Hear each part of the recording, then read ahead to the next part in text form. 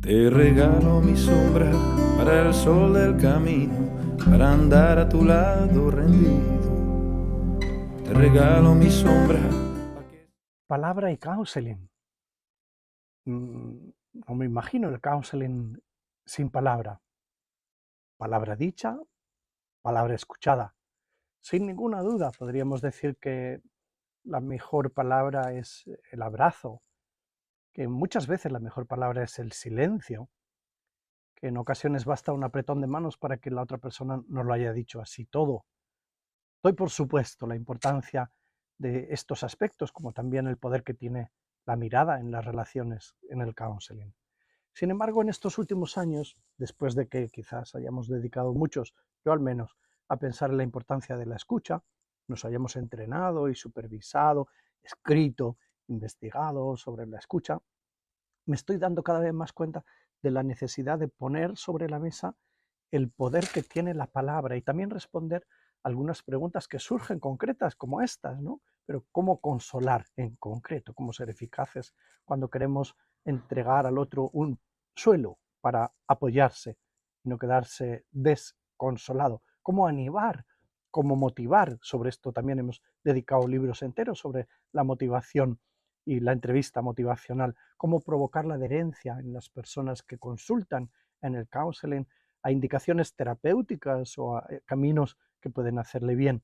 Me pregunto también cómo confrontar, cómo devolver las contradicciones que experimentamos en el usuario de las consultas del counseling, cómo persuadir, cómo provocar la adherencia a nuevas alternativas que inicialmente el cliente no ve en las relaciones, cómo promover eficazmente el cambio, cómo ser realmente tutores de resiliencia, porque por más de moda que se haya puesto la palabra resiliencia, el asunto es después hacer la vida en las adversidades, en las crisis, en los traumas que experimentamos.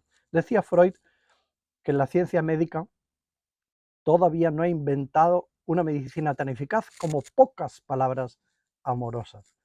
Qué habilidad encontrar las palabras adecuadas para ayudar de manera eficaz. Me doy cuenta, pensando, escribiendo, hablando, escuchando a otras personas, me doy cuenta de que efectivamente también con la palabra construimos un mundo más humano o deshumanizamos. Hacemos tanto daño con ella. Tiene tanto poder sanante la palabra, creador,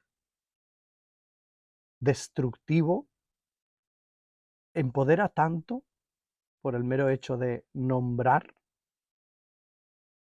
a las personas, las dinámicas, cuando son perversas o cuando son constructivas.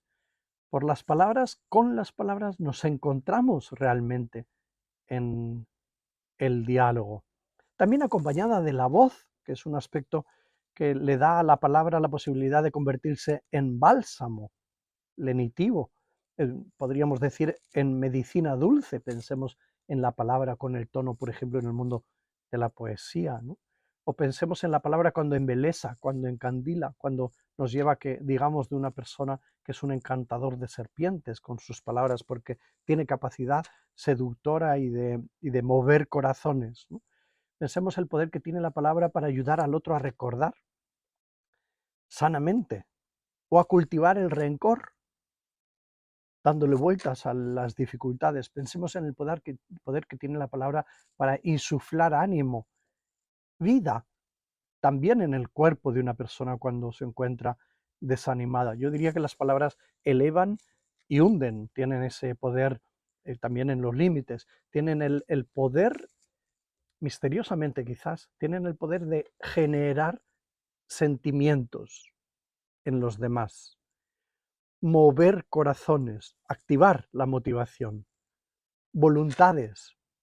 Pienso en la palabra no solo utilizada al servicio de la relación íntima, en las relaciones de ayuda, sino también en la relación íntima de la amistad, de la pareja, pero pienso también en la palabra puesta en boca del gobernante, de la polis, con la cual ejerce su trabajo y puede también manipular y coaccionar y no solo persuadir con ella. Yo creo que la palabra eh, merece ser elogiada, merece ser eh, merece que desvelemos la conciencia del poder que tiene, porque efectivamente puede aumentar el bienestar o puede aumentar la fragilidad. Puede ayudarnos a construir puentes entre las personas o muros, porque desde que me dijo aquello, le he retirado la palabra. Somos capaces de decir esto también.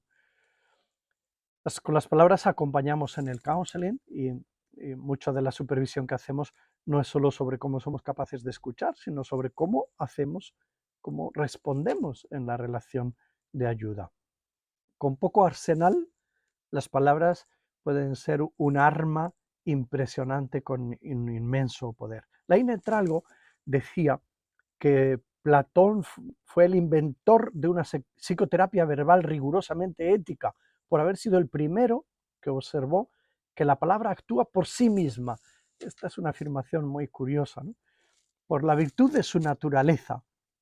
Creo que es como para explorarlo, porque la palabra actúa también con más o menos poder en función de la identidad de quien la pronuncia, del contexto, del halo que nos hacemos o que se ha hecho en torno a una pregunta.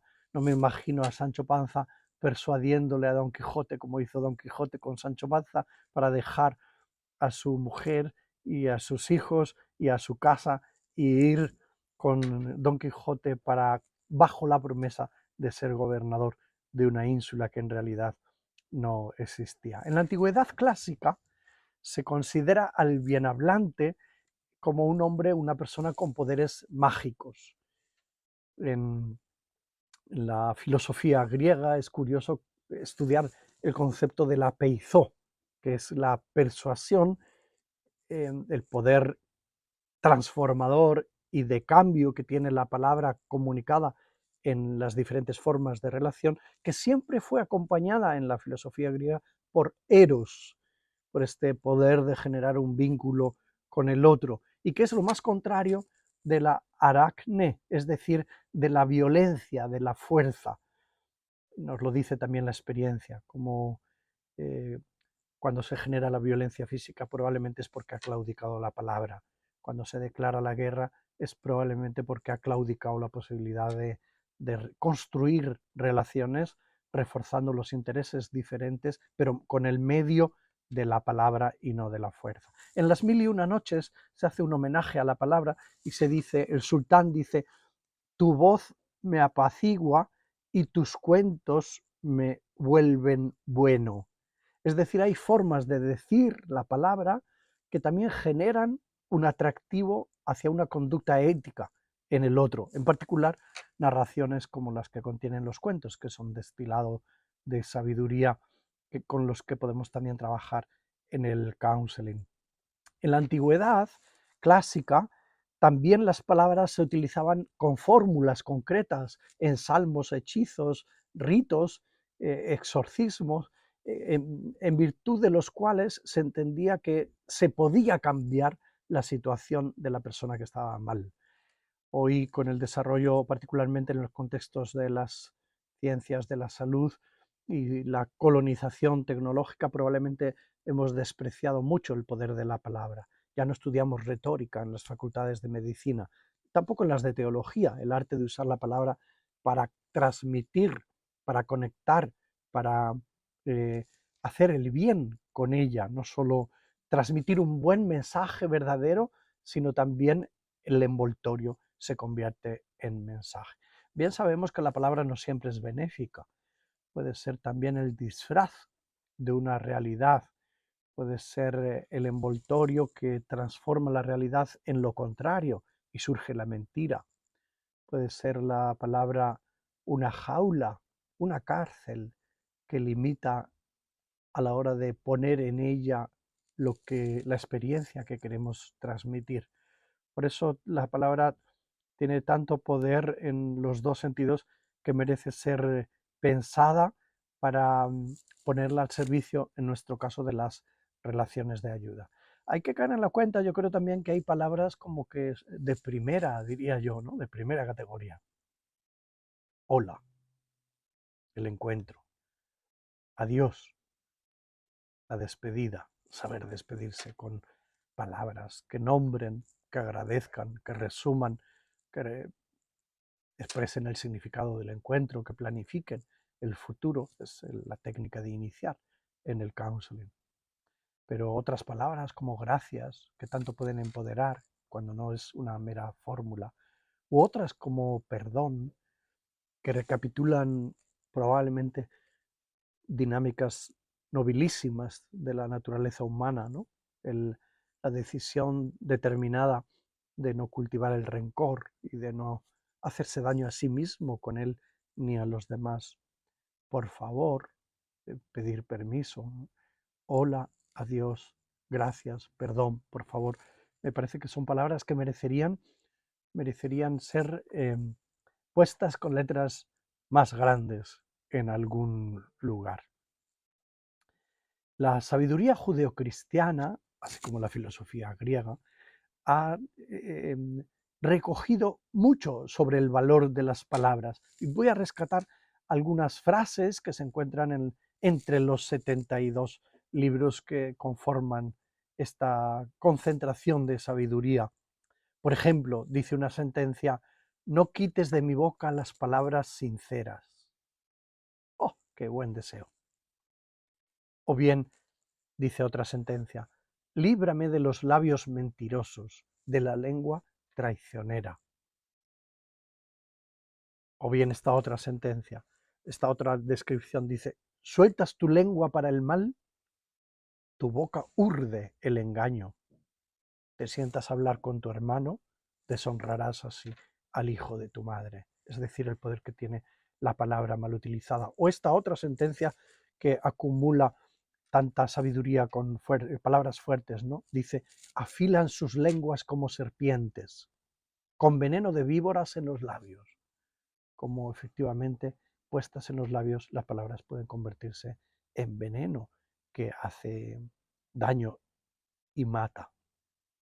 O esta otra sentencia dice: hablan con labios embusteros y con doblez de corazón, como es una de las cosas que más nos molestan cuando sentimos que la palabra del otro no está en sintonía con el sentir, no se adecua con la verdad, y entonces es expresión de doblez o de mentira, ¿no? O bien esta otra expresión: en su boca no hay sinceridad, su corazón es perverso, mientras halagan con la lengua, como efectivamente las palabras pueden traicionar. O bien esta otra que dice: los sabios atesoran conocimiento, pero la boca del necio es ruina cercana. El necio, cuando habla, se arruina a sí mismo. O esta otra, son del mundo judío sobre todo, ¿no? Dice: su boca es más blanda que la manteca, pero desean la guerra. Sus palabras más suaves que el aceite, pero son puñales. Dios mío, cómo tomamos conciencia al leerlas o al escucharlas del poder que tiene efectivamente la palabra. O bien este otro deseo que dice, exhortación más bien, que dice: guarda tu lengua del mal, tus labios de la falsedad. Deseo, propuesta, exhortación. En la sabiduría cristiana se llega a afirmar: en el principio era la palabra, que es una grandísima provocación, ¿no?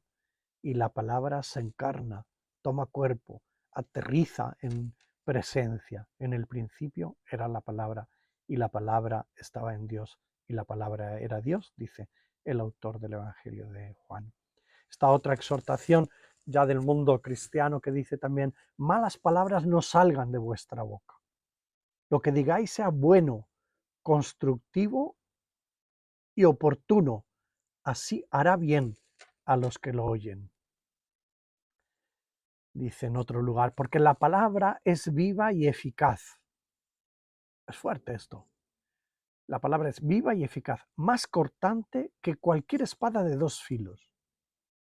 Penetra hasta la división del alma y del espíritu, de las coyunturas y los tuétanos, y es poderosa para discernir los pensamientos y las intenciones del corazón. ¡Oh, qué sentencias tan bellas y tan ricas, tan provocadoras y estimulantes por otro lado, ¿no? O esta otra que a mí me gusta de manera especial, que dice: sed hacedores de la palabra y no tan solamente oidores, engañándoos a vosotros mismos. Sed hacedores, como artesanos, como si que las palabras sean, pues, no una fuga de compulsión, sino el resultado de una artesanía de quien las pronuncia.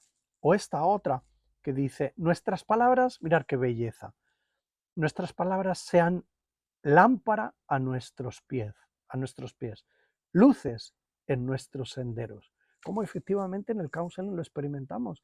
Las palabras que son dichas en una y otra dirección, pienso particularmente en las que son dichas por parte del counselor, pueden ser lámparas que iluminan, que desvelan, que permiten al otro, ayudan al otro a nombrar sus propios engaños, sus realidades, sus sentimientos, ¿no?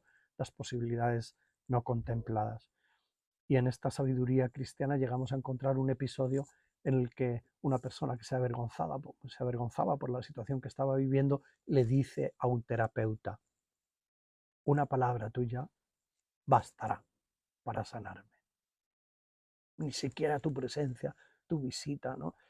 Probablemente es un miedo a ser juzgado y una confesión de basta que me digas una palabra para que yo recupere y me recomponga dentro de mí. Y termino diciendo que hay algún otro lugar donde se exhorta y se dice así, dice, deseen con ansia la leche pura de la palabra, como el bebé querría mamar, ¿verdad? Como niños recién nacidos. Deseen con ansia la leche pura de las palabras. Así, por medio de ella, crecerán en su recuperación, en su salvación, en su reencontrar la posibilidad que existe de salir de la situación de adversidad o de dificultad. Bueno, a lo largo de la historia ha habido géneros literarios que tendríamos que llamarnos la atención sobre ellos, ¿no? Como hemos jugado con las palabras en la poesía y sus diferentes géneros. Como hemos jugado con las palabras, algunos en particular, para que las palabras escritas, la narrativa, la narratoterapia, se convierta en fuente de consuelo para el individuo, ¿no? La consolatio, que no solo se convierte en forma de intentar ayudar al otro con buenas, oportunas palabras que nazcan solo después de la escucha, sino también como uno poniendo palabras a la propia adversidad, a la propia experiencia de sufrimiento, se empodera y encuentra un camino, como no digamos si es cuando las canta, porque el que canta espanta a los males, porque además de ponerle palabras, le pone notas. Pues qué bien que nos interesemos por el poder de la palabra, que en algunos momentos en las relaciones de ayuda puede ser el camino para mostrar que comprendemos al otro, que percibimos su mundo emocional, y en otros momentos puede convertirse en el medio para identificar los valores que pueden ayudar a tomar las mejores decisiones, o en otros momentos se puede convertir en esa palabra que motiva, remotiva y persuade sobre lo que también ahora se va a profundizar. Muchas gracias por este ratito de escucha y que disfrutemos del resto de la presentación sobre palabra y counseling.